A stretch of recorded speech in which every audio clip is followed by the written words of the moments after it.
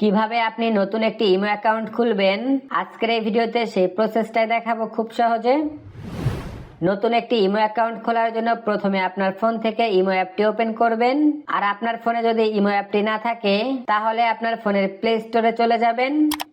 Play স্টোরে আসার পরে সার্চ বারে ইমো লিখে সার্চ করবেন, তাহলে ইমো অ্যাপটি চলে আসবে।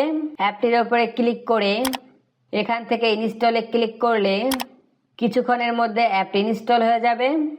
ইনস্টল হওয়ার পর ওপেন এখানে ক্লিক করে অ্যাপটি ওপেন করবেন। ওপেন করার পর কোনো পারমিশন চাইলে অ্যালাউ করে দিবেন, তারপর এগ্রি এই অপশনে ক্লিক করবেন। তারপর এখানে দেখুন আপনার মোবাইল নাম্বার দিতে বলছে। আপনি যে নাম্বার দিয়ে ইমো অ্যাকাউন্ট খুলবেন সেই নাম্বারটা এখানে লিখে দিবেন।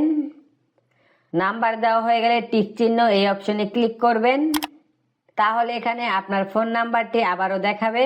নাম্বারটি ঠিক থাকলে ওকে এই অপশনে ক্লিক করবেন। তারপর এখানে ইমো অ্যাকাউন্ট অ্যাক্সেস করার জন্য আইডেন্টি ভেরিফাই করতে পারমিশন চাচ্ছে, তো আপনি এখান থেকে ওকে করে দিবেন, তারপর অ্যালাউ করে দিবেন। তাহলে এখানে দেখুন আপনি যে মোবাইল নাম্বারটি দিয়েছেন সেই নাম্বারটি যে আপনার সেটা ভেরিফাই করার জন্য নাম্বারে একটা কোড পাঠাবে। কোডটি আপনার ফোন নাম্বারে মেসেজের মাধ্যমে আসতে পারে অথবা ফোন কলের মাধ্যমে আসতে পারে।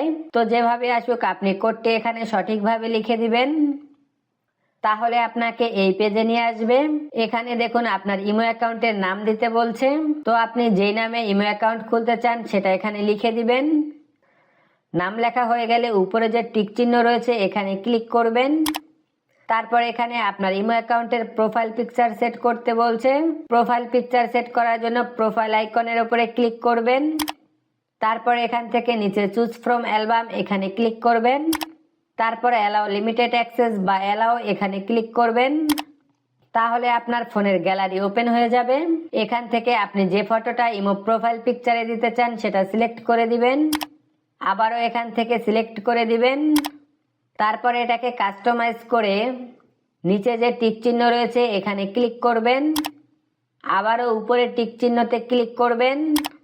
তাহলে এখানে দেখুন আপনার জিমেল অ্যাড্রেস দিতে বলছে। আপনি জিমেল অ্যাড্রেস দিতে না চাইলে নিচে স্কিপ এখানে ক্লিক করবেন, তারপরে এটাকে অ্যালাউ করে দিবেন। তাহলে দেখুন আমাদের ইমো অ্যাকাউন্ট কিন্তু খোলা হয়ে গেছে। তাছাড়া উপরে প্রোফাইল পিকচারে ক্লিক করে আপনার ইমো অ্যাকাউন্টের সেটিং গুলো দেখতে পারবেন। তো এভাবে কিন্তু খুব সহজে আপনি একটি নতুন ইমো অ্যাকাউন্ট খুলতে পারেন। তো মূলত এই ছিল আমার আজকের ভিডিও। আল্লাহ হাফেজ।